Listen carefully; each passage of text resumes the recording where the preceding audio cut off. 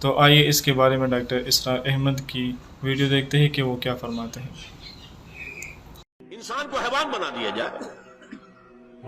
ایک کتے کو شہوت ہے، جو کتیا مل جائے، چاہے اس کی ماں ہو چاہے اس کی بیٹی ہو، اس سے اس کو استفادہ کر لے گا۔ یہ انسانوں نے کیا قدریں لگا رکھی ہے؟ ماں، بیٹی، بہن، بیوی، کیا فرق ہے ان میں؟ عورت ہے وہ بھی عورت ہے، یہ بھی عورت ہے۔ اور خاندانی نظام کی جڑیں کھود ڈالی جائیں، گویا کہ انسان حیوان بن جائے۔ اور یہ نوٹ کر لیجئے پلیز کہ یہود کی جو ایک تو کتاب ہے تورات، ایک ہے تالمود۔ تالمود ان کی فقہ کی کتاب ہے۔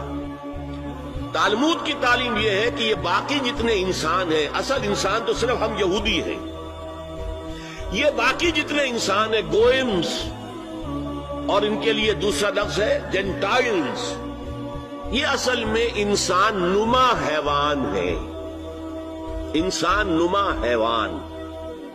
اور جبکہ انسان کا حق ہے حیوان کو استعمال کرنا، ایکسپلائٹ کرنا۔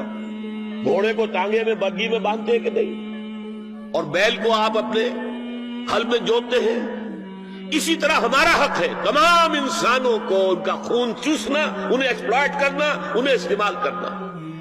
اور اس کے لیے بہترین طریقہ یہ ہے کہ انہیں واقعتاً حیوان بنا دیا جائے، انسانی اقدار ان سے چھین لی جائے۔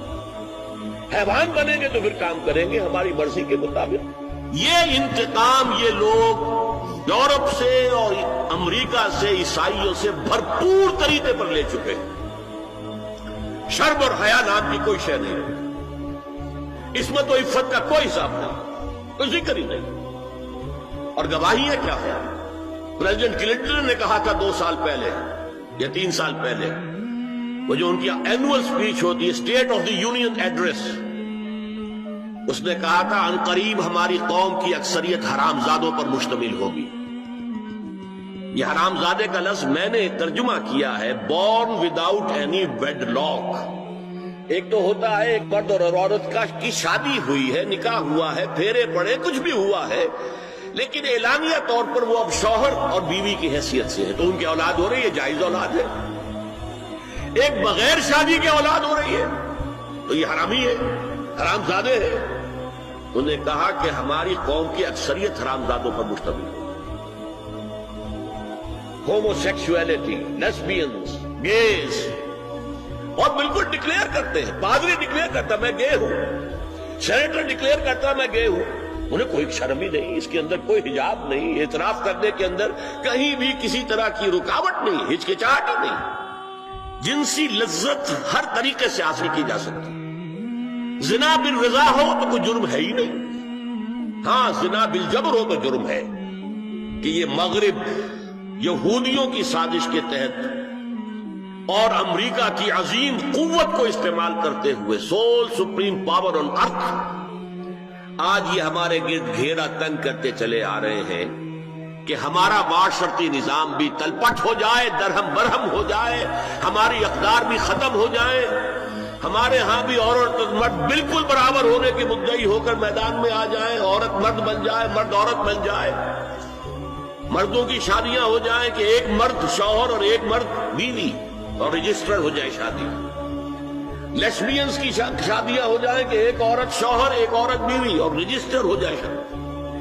یہ سارا کام ناقل ارض ننقصھا من اطرافھا، اس کی مثال کیا ہے کہ پہلے اس پروگرام کے تحت 1994 میں کانفرنس ہوئی قاہرہ میں، عرب ورلڈ کا وہ مرکز ہے۔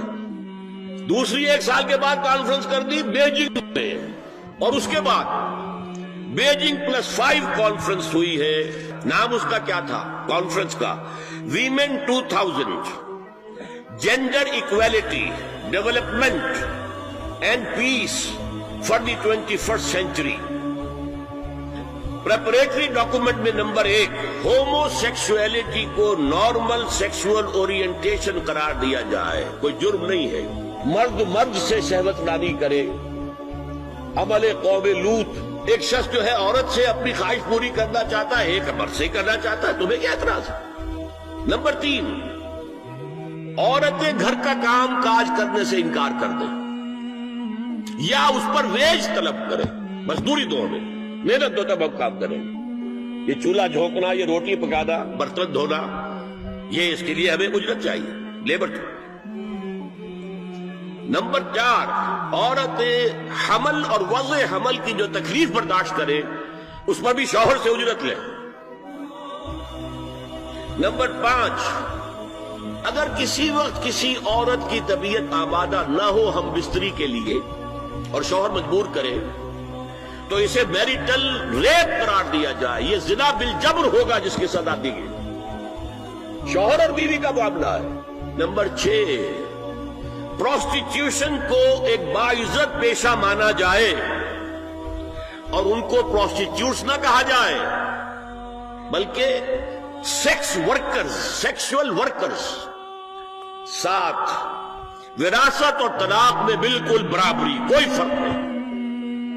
اب یہ خاص چیز تو معلوم ہوتا ہے کہ اسلام ہی کو ہدف بنا کر انہوں نے ایجنڈے میں شامل کیا.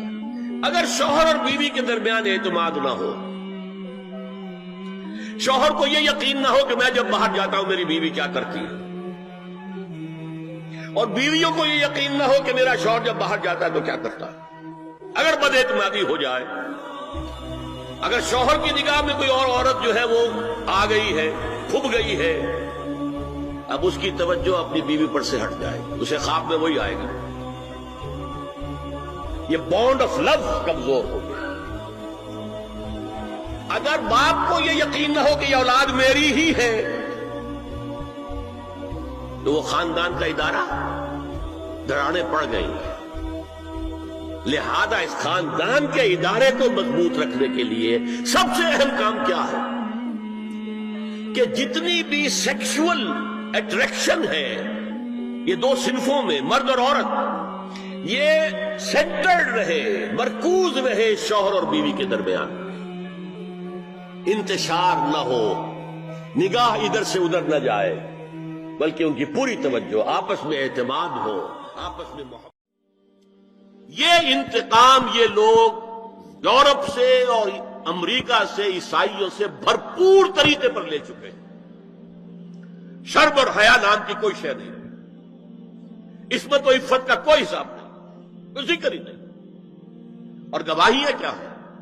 پریزیڈنٹ کلنٹن نے کہا تھا 2 سال پہلے یا 3 سال پہلے، وہ جو ان کی اینول سپیچ ہوتی ہے، state of the union address, اس نے کہا تھا عنقریب ہماری قوم کی اکثریت حرام زادوں پر مشتمل ہوگی.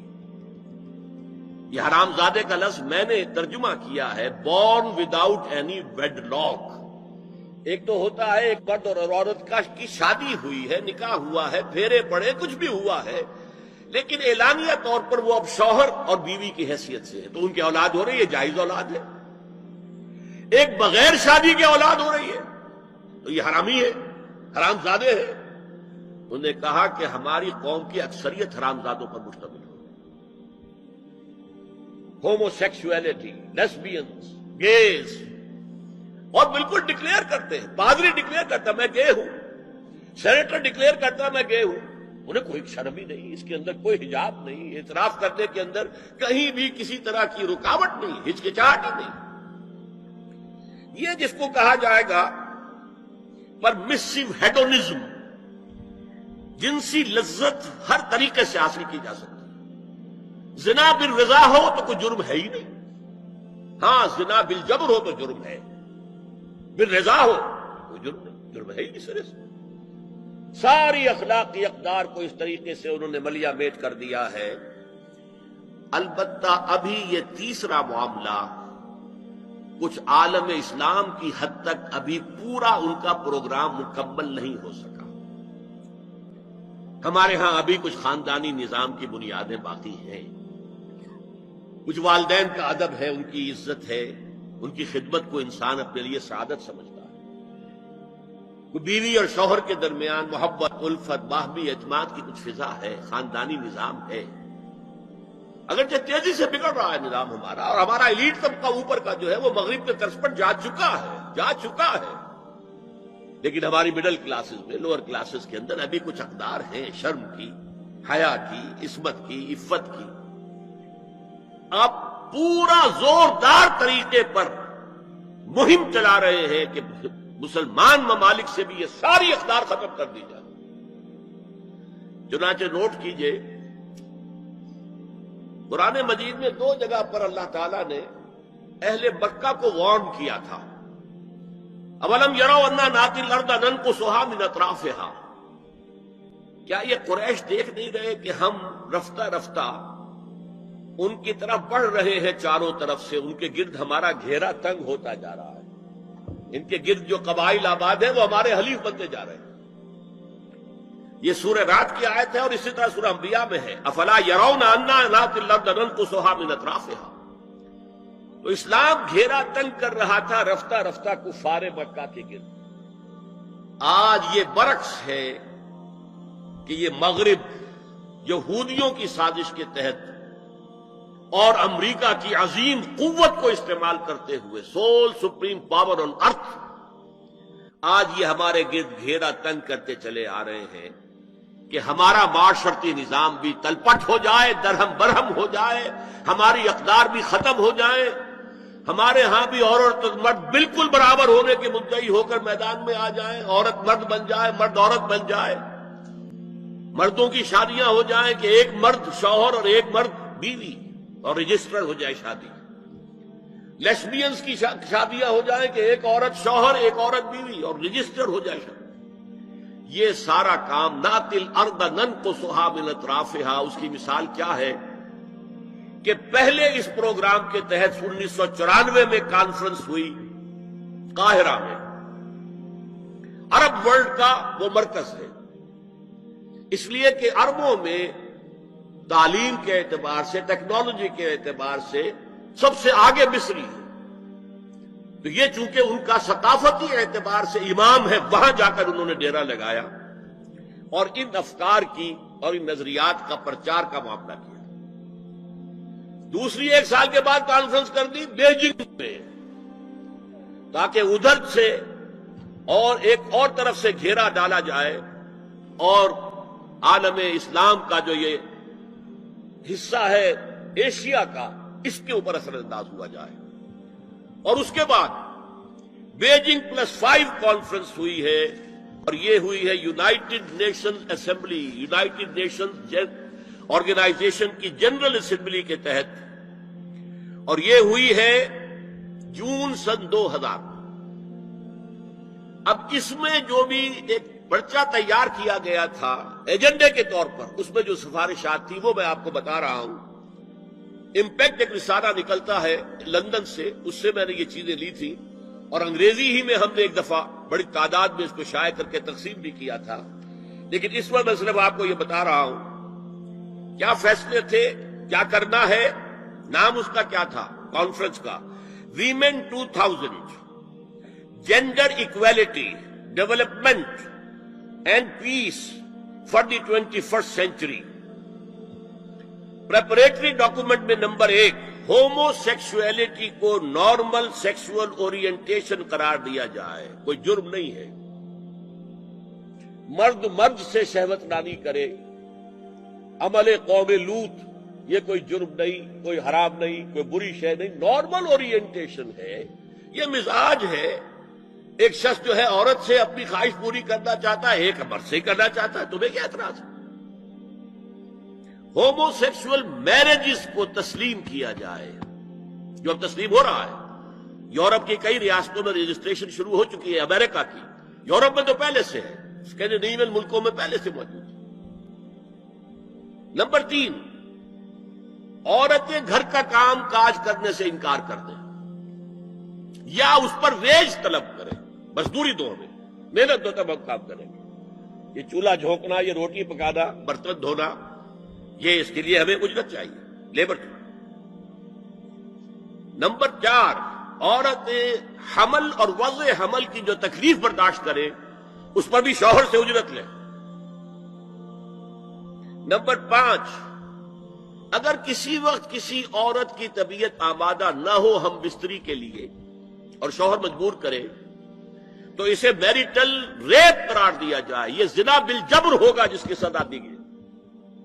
شوہر اور بیوی کا معاملہ ہے، وہ بیوی کی طبیعت کسی وجہ سے آمادہ نہیں ہے اور شوہر انسسٹ کر رہا ہے تو یہ میریٹل ریپ، شادی شدہ ریپ، شادی شدہ لوگوں کے مابین زنا بالجبر شمار ہوگا۔ نمبر 6، پروسٹیٹیوشن کو ایک باعزت پیشہ مانا جائے اور ان کو پروسٹیٹیوٹس نہ کہا جائے بلکہ سیکس ورکرز، سیکشول ورکرز۔ جیسے مرد ہے وہ اپنی جسمانی قوت استعمال کر رہا ہے، وہ چلا رہا ہے، کسی چلا رہا ہے، یا وہ کہیں اینٹیں ڈھو رہا ہے، یا کوئی اور دماغی صحت استعمال کر رہا ہے، ڈاکٹر بیٹھا ہے نسخے لکھ رہا ہے، فیس لے رہا ہے، عورت بھی اپنے جسم کے ایک عضو کو استعمال کر رہی ہے، تو وہ سیکشول ورکر ہے اور وہ پیشہ ہے اور وہ باعزت ہے، اس پر قطعاً کوئی قدر نہ ہو۔ 7، وراثت اور طلاق میں بالکل برابری، کوئی فرق نہیں۔ اب یہ خاص چیز تو معلوم ہوتا ہے کہ اسلام ہی کو ہدف بنا کر انہوں نے ایجنڈے میں شامل کیا ہے۔ اس کا نام ہے سوشل انجینئرنگ، معاشرتی تعمیر نو۔ پرانی تعمیر، وہ جو مولانا روم نے کہا تھا کہ اگر کوئی پرانی عمارت ہے نئی بنانی ہے تو پہلے گرانی پڑے گی، اولا تعمیر را ویرا کنن، تو پہلی تعمیر گرائیں گے تو دوسری بنے گی۔ لہذا یہ سارا سٹرکچر جو ہے سوشل، یہ ختم کر کے یہ نئی سوشل انجینئرنگ ہے جو ہمیں کرنی ہے، اور اس کا سب سے بڑا ٹارگٹ عالم اسلام۔ اب اس میں دوسری بات سنیے، یہ کام تو سن 2002 سے بلکہ اس سے پہلے 94 میں، پھر 95 میں، پھر 2000 میں، یہ 3 کانفرنسیں ہوئی۔ ایک اب نیا آیا ہے شوشا، اور وہ کیا ہے؟ رینڈ کارپوریشن ہے امریکہ کی ایک بہت بڑا تھنک ٹینک، سب سے بڑا، سب سے اونچا۔ اس کی سفارشات جو ہے وہ محکمہ دفاع کو جاتی ہے، خارجہ محکمے کو جاتی ہے، اور ان تھنک ٹینکس کے مشوروں پر اور تجاویز پر لوگ عمل کرتے ہیں۔ حکومت جو ہے ان کو غور سے دیکھتی ہے، عمل کرتی ہے۔ اب انہوں نے مسلمانوں کا تجزیہ کیا ہے کہ مسلمان 4 قسم کے ہیں، سب ایک طرح کے نہیں ہیں۔ بہت غور سے سننے کی بات ہے، 80 صفحات کی رپورٹ ہے، جن حضرات کے پاس ہے انٹرنیٹ وغیرہ کا وہ نکال سکتے ہیں، پڑھیں پوری کی پوری۔ میں خلاصہ دے رہا ہوں۔ کہتے ہیں نمبر 1 ہے فنڈامنٹلسٹ، اور فنڈامنٹلسٹ وہ ہیں کہ جو اسلام کو صرف مذہب نہیں دین سمجھتے، جو یہ سمجھتے ہیں کہ اسلام صرف عقیدے، عبادات اور رسومات کا نام نہیں ہے، بلکہ اسلام ایک پولیٹیکو سوشو اکنامک سسٹم ہے، ایک نظام ہے، اجتماعی نظام ہے۔ کہا یہ ہمارے دشمن نمبر 1 ہیں، انہیں ہم نے ہر قیمت پر ختم کرنا ہے۔ They are the biggest challenge to our civilization, our culture, our system. ہماری تہذیب ان کے سب سے بڑے دشمن کے۔ نمبر 2 ٹریڈیشنلسٹ ہے، روایت پسند۔ یہ ہمارے علماء جو قال اللہ و قال رسول میں ہے، فقہ حنفی پڑھ رہے ہیں، یا کوئی اہل حدیث ہے تو کچھ اور چیز پڑھ رہے ہیں، وغیرہ وغیرہ۔ ان کا اصل جو مشغلہ ہے وہ دارالعلوم ہے، پڑھنا پڑھانا ہے، مساجد میں خطبہ دینا ہے، امامت کرانی ہے۔ اس سے آگے کا ان کے سامنے خود تو کوئی کانسیپٹ نہیں ہے، لہذا یہ ہمارے لیے خطرناک نہیں ہے۔ They are no challenge to us. لیکن اگر کبھی وہ فنڈامنٹلسٹ کے ساتھ مل گئے تو پھر بہت خطرناک ہے۔ کیوں؟ ان کے پاس عوام تک رسائی کا بہت بڑا ذریعہ ہے۔ ہر جمعے کو ایک اجتماع ہو رہا ہے، جلسہ ہو رہا ہے۔ چھوٹی سی جلسی کرنی ہو تو ہزاروں روپیہ خرچ کرنا پڑتا ہے، اشتہار ہے، پوسٹر ہے، فلاں ہے، چاہے وہ چھوٹی سی جلسی ہو۔ اور یہاں لوگ چلے آ رہے ہیں، نہا دھو کر، کپڑے بدل کر، اچھے عطر بھی لگا کر آ رہے ہیں، کچے دھاگے سے بندھے ہوئے، تو ان کے پاس تو بڑا ذریعہ ہے۔ یہ اگر فنڈامنٹل کے ساتھ مل گئے تو بہت خطرناک ہے۔ لہذا ان کے لیے تو یہ ہے کہ اولاً تو ان کو ایک دوسرے سے دور رکھو، اور جو ٹریڈیشنلسٹ ہیں انہیں اپنے باہمی جو مسلکی اختلافات ہیں، فرقے وارانہ اختلافات ہیں، ان کے اندر بزی رکھو، شوشے چھوڑتے رہو تاکہ وہ اسی بحث کے اندر مناظرے بازی میں لگے رہیں۔ تیسرے انہوں نے کہا ماڈرنسٹ ہے، یہ وہ لوگ ہیں کہ جو اسلام کی ایک تعبیر جدید کر رہے ہیں اور اسے ہماری تہذیب کے ساتھ ہم آہنگ کمپیٹیبل بنا رہے ہیں. ان کی مدد کرو، انہیں سپورٹ کرو، انہیں پیسہ دو، اور ان کے لیے خاص طور پر پرنٹ اور الیکٹرانک میڈیا میں ان کی اپیئرنس کا بندوبست کرو، اس لیے کہ ان کے پاس کوئی اور ذریعہ تو ہے نہیں. ان میں سے کسی کو کوئی مسجد میں خطیب بنا کر تو نہیں کھڑا کرے گا، بلکہ داخل بھی نہ ہو سکے شاید وہاں. تو ان کے لیے ذریعہ چاہیے تاکہ عوام تک پہنچے. آج کا سب سے بڑا ذریعہ ٹیلی ویژن ہے، لاؤ انہیں اس پر. اور انگریزی پریس ہمارا خاص طور پر جو ہے ان کا اعلی کار ہے. ان کے لیے یہ ہے کہ ان کی مدد کرو، سپورٹ کرو، اور انہیں پرنٹ اور الیکٹرانک میڈیا کے اندر انہیں ایکسپوژر دو. چوتھا کہتے ہیں وہ ہے سیکولرسٹ، پہلے ہی سے ہمارے ہیں، ہماری جیب میں ہیں، وہ تسلیم کر چکے ہیں، ہضم کر چکے ہیں کہ نظام کا، زندگی کے نظام کا کوئی تعلق مذہب سے نہیں ہے. مذہب نام ہے عقیدے کا اور عبادات کا اور رسومات کا. تو یہ تو ہمارے ہی ہیں. تو گویا کہ 2 جمع 2 تقسیم ہو گئی. 2 کو سپورٹ کرو، مدد دو، اور 2 کو سپریس کرو، اور ان دونوں کو ایک دوسرے سے دور رکھو. اور جو ٹریڈیشنلسٹ ہے، روایت پسند، انہیں ان کے اختلافات میں الجھائے رکھو. یہ ہے پالیسی جس کے تحت آج ایسی باتیں آپ کو اپنے الیکٹرانک میڈیا سے، ٹیلی ویژن سے سننے میں آ رہی ہیں. اور بڑے بڑے دانشور ہیں جو کہہ رہے ہیں شراب اسلام میں حرام نہیں ہے. شراب پی کر دھت ہو جانا، بالکل مدہوش ہو جانا حرام ہے. آپ کو معلوم ہے کہ وہاں بھی کہا جاتا ہے ڈرنکرز وہاں بھی پسند نہیں کیے جاتے، اتنے پینے والے کے ہوش کھو دیں. مغرب میں بھی پسندیدہ نہیں ہے، لیکن وہ کہتے ہیں کہ اصل شراب حرام نہیں ہے اسلام. اور آپ کو معلوم ہے، میں نام نہیں لینا چاہتا، یہ ہماری بدقسمتی ہے کہ علامہ اقبال کے فرزند ہیں جنہوں نے یہ بات کہی. پھر انہیں کے ایک اور ہم نام ہے، انہوں نے شوشہ چھوڑا. اسلام میں پردہ وردہ نہیں ہے، قرآن میں پردہ نہیں ہے. یہ تو ایک وقت کی سوشل ضرورت تھی، ایک خاص وقت کی ضرورت تھی جس کے تحت کچھ احکام دیے گئے، ورنہ یہ کوئی مستقل احکام نہیں ہے. یہ ہے وہ صورتحال کہ جس کی بنا پر میں نے آج اس موضوع کو اپنے لیے اختیار کیا ہے. تو دوستو، امید کرتا ہوں کہ آپ کو ہماری ویڈیو اچھی لگی ہوگی. اگر آپ لوگ کو ہماری ویڈیو پسند آئی ہو تو ہمارے چینل کو لائک کریں، سبسکرائب کریں اور زیادہ سے زیادہ شیئر کریں. شکریہ.